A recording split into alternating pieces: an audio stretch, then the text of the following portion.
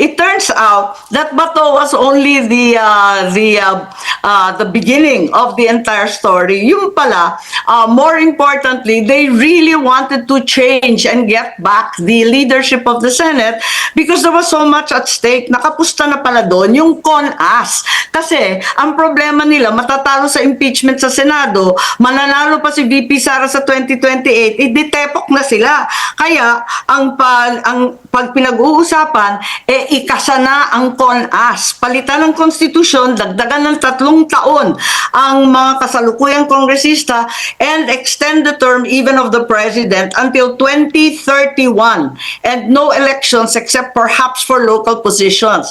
The other alternative was also discussed to raise the age for the presidency from 45 to 50 so that VP Sara would be disqualified. So this is a very high stakes game. It has little or nothing to do with Bato. He appears to be just a sidelight. And galit ang Pilipino sa term extension. Ayaw natin ng Noel. Bakit natin pipilitin na naman to? This has lost time and time again.